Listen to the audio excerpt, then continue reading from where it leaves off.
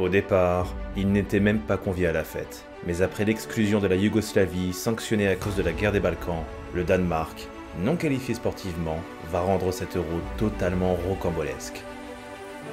Et ce qui est fou, c'est qu'à la base, cet Euro 92 n'est pas un euro comme les autres. Dernière édition à 8 participants, à partir de 96 on passe à 16. Dernier euro avec la victoire à 2 points, première participation de l'Allemagne réunifiée, et cet Euro 92 sera également le seul de la communauté des États indépendants, ex-Union soviétique après son éclatement en 1991. Et sur le terrain, les exploits des Peter Schmeichel, Brian Laudrup, Kim Wilfort et Henrik Larsen, à ne pas confondre avec le Suédois Henrik Larsson, vont rendre ce mois de juin inoubliable. Retour sur un exploit qui fera date dans l'histoire de l'euro, retour sur l'exploit du Danemark en 1992.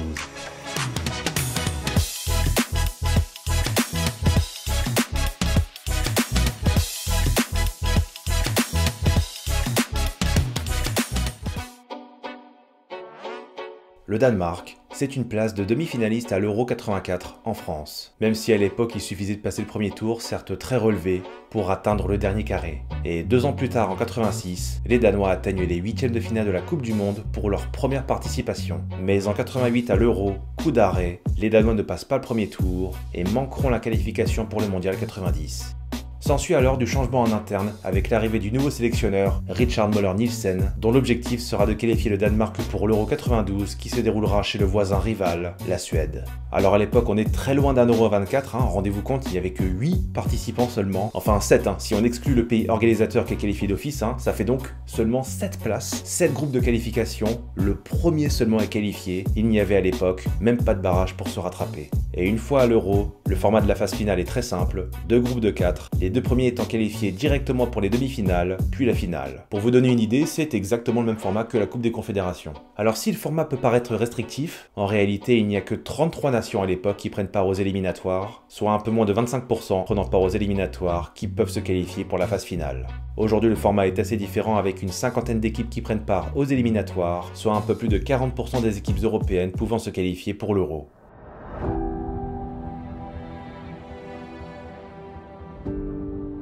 Mais revenons au format de 92. Seul le premier de chacun des 7 groupes est directement qualifié pour l'Euro, d'autant que le Danemark finira 2e, à 1 point près derrière la Yougoslavie, quart de finaliste de la Coupe du Monde en 90. Les Danois n'ont pas grand chose à se reprocher. Sur leurs 8 matchs, 6 victoires, 1 nul et 1 défaite contre justement le vainqueur de ce groupe. Pourtant, la dynamite danoise, le surnom de cette sélection, avait réussi l'exploit immense à l'époque d'aller gagner en Yougoslavie avant de finir très fort leurs éliminatoires. Seulement voilà, leur unique match nul en Irlande du Nord en début de campagne les empêchera de prendre part à l'Euro 92. Pour la 2e fois consécutive, le Danemark manque donc sa qualification pour une phase finale. Voilà, c'était le parcours du Danemark à l'Euro 92. Et n'oubliez pas, à la fin c'était que du foot. Max à vous.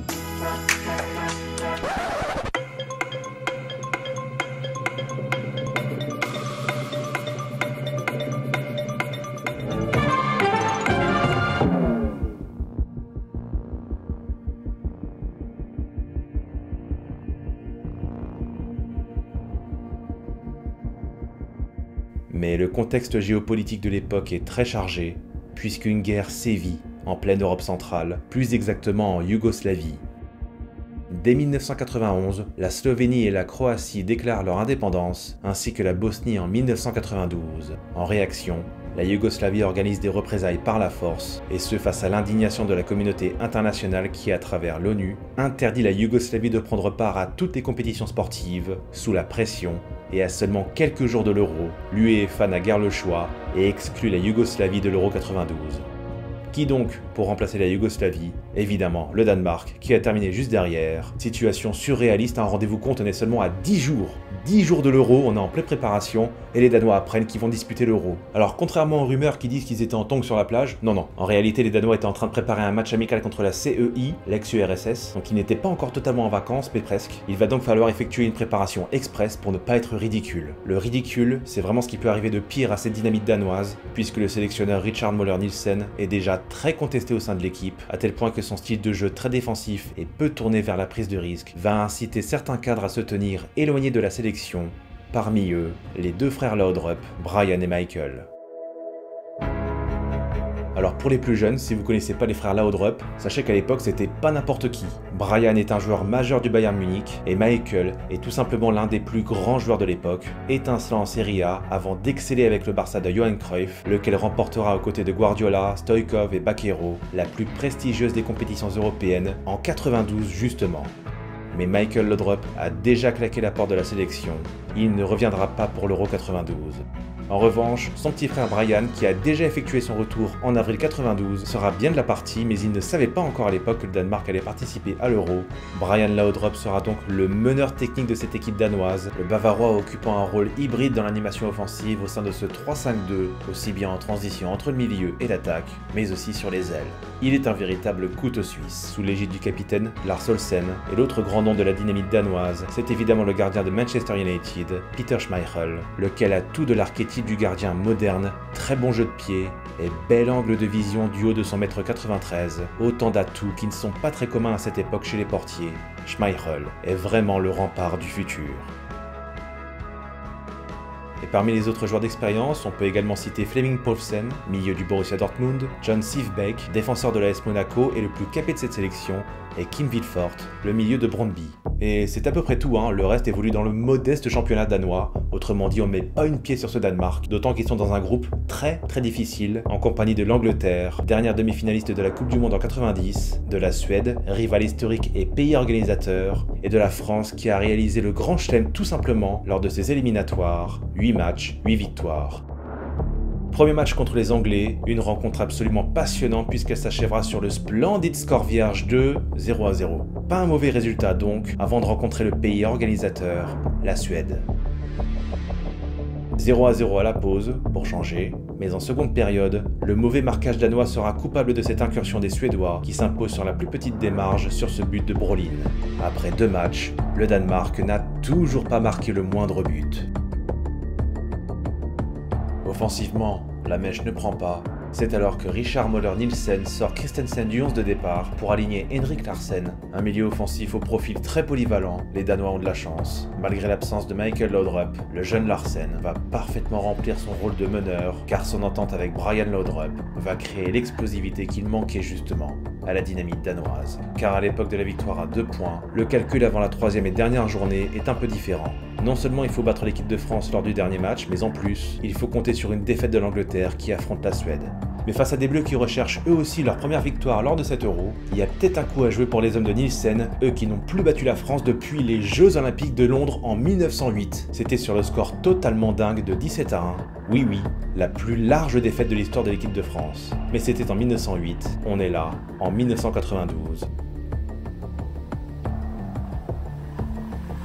Mais ces Danois entrent très bien dans la partie avec dès la 8e minute ce but de Henrik Larsen, plus entreprenant et mettant plus de folie. La dynamite danoise contraste avec le jeu moribond des Français. Grosse sensation à la pause, le Danemark mène 1-0, mais ce succès ne suffit toujours pas puisque dans le même temps, l'Angleterre est en train de gagner 1-0 face à la Suède. Les hommes de Nielsen sont donc virtuellement éliminés. Il ne reste que 45 minutes pour espérer tenir ce résultat contre les Français et dans le même temps espérer un sursaut du grand rival suédois. Mais la situation se complique en seconde période, les Bleus se réveillent et égalisent à l'heure de jeu par Jean-Pierre Papin. 1 partout. Alors que dans l'autre match, la Suède vient d'égaliser, 1 partout également, mais rien n'est encore joué lorsque Helstrup entre en jeu, lequel redonne l'avantage pour le Danemark face à la France, et dans l'autre match, 5 minutes plus tard, Brolin offre cette fois un succès de prestige 2-1 sur l'Angleterre. Oui, toutes les étoiles sont alignées, incroyable scénario sur les 2 terrains. La Suède gagne 2-1 et le Danemark bat la France également 2-1. La bande de Brian Laudrup termine 2e de sa poule, un classement qui était encore totalement surréaliste quelques heures avant cette 3e journée. Honneur aux outsiders dans cet Euro scandinave et le Danemark se qualifie directement pour les demi-finales de l'Euro. Quelle histoire! Mais leur adversaire en demi-finale s'annonce très compliqué, puisque se dressera sur leur route ni plus ni moins le vainqueur de l'Euro 88, les Pays-Bas, avec les 3 ogres du Milan, Gullit, Rijkaard et Van Basten, et sur le banc Rinus Michels, l'un des grands entraîneurs ayant émancipé le fameux football total. Le football total contre la défense totale, on ne peut pas faire meilleure opposition de style. Mais contre toute attente, ce sont les Danois qui dès la 5e minute par Henrik Larsen ouvrent le score. Mais le très jeune Dennis Bergkamp à la 23e minute égalise.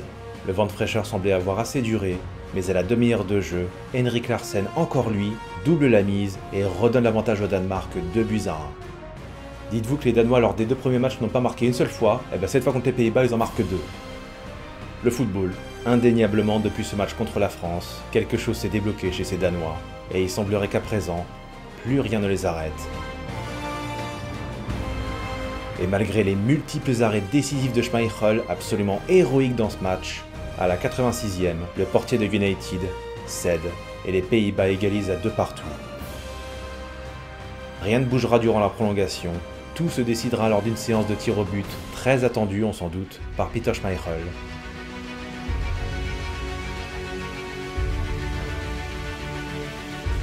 Et pendant que tous les Danois réussissent leur tir au but, Van Basten perd son duel face à Schmeichel.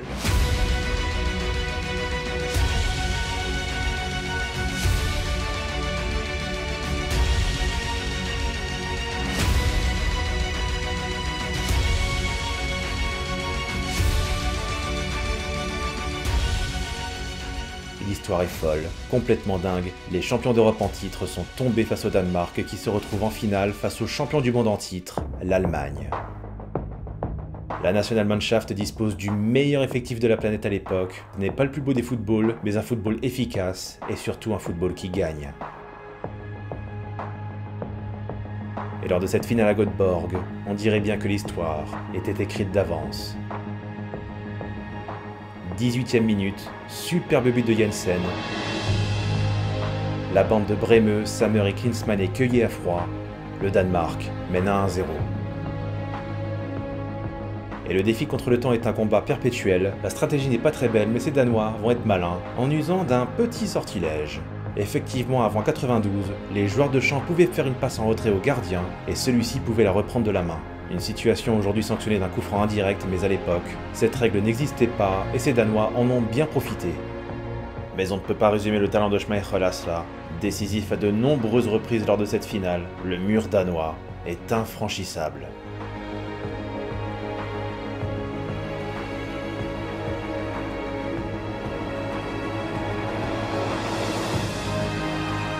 Incroyable.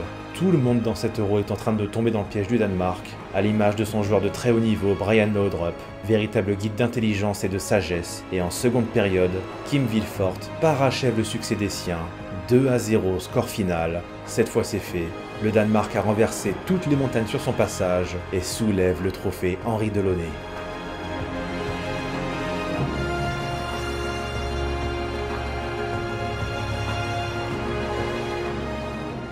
Henrik Larsen, l'un des grands atouts de cette folle aventure, terminera meilleur buteur de la compétition avec 3 réalisations, lui qui durant toute sa carrière internationale n'en marquera que 5, encore une stat aussi illogique que magnifique. Ce Danemark avait pourtant eu un tirage au sort au premier tour très compliqué, et en demi-finale, le Danemark se paye les Pays-Bas champions d'Europe en titre et l'Allemagne championne du monde. Même si ce Danemark en 92 n'était peut-être pas le plus beau football, en réalité, il était sans nul doute un très beau vainqueur. Quel exploit incroyable, encore aujourd'hui l'un des plus improbables de l'histoire du football. Dire qu'il n'était même pas qualifié au départ, voilà un événement qui justifie un peu plus l'élargissement de l'Euro à 16 équipes lors de l'édition suivante en 96. Une petite pensée évidemment pour Michael Laudrup qui n'a même pas pris part à cette aventure en Suède. Les regrets doivent être énormes, mais qui se rassure, le génie du Barça aura l'occasion de se rattraper le temps d'un match en marquant contre l'Argentine en finale de la Coupe des Confédérations en 95, remportée par le Danemark. Deuxième trophée en 3 ans pour les Rouges et Blancs, les années 90 furent décidément inoubliables pour ce petit pays de 5 millions d'habitants, car cette expérience engrangée va les conduire à la Coupe du Monde en 1998, jusqu'en quart de finale, où ils seront battus sur le fil par le Brésil, futur finaliste. Mais cet immense parcours de la bande Delveg, Larsen, Schmeichel et les 2 frères Laudrup cette fois présents, s'inspire directement d'un exploit historique en 92, parfaitement résumé par le buteur en finale Kim Vilfort. Le Danemark n'avait peut-être pas les meilleurs joueurs et le meilleur football, mais sans doute la meilleure équipe. Kim Vilfort qui hélas apprendra une triste nouvelle quelques heures plus tard après la finale de 92, le décès de sa fille, atteinte d'une leucémie. Au moins, la dernière image qu'elle gardera de ce monde, c'est de voir son papa buteur en finale et au sommet de l'Europe, et dont les larmes de joie seront mêlées à des larmes de tristesse.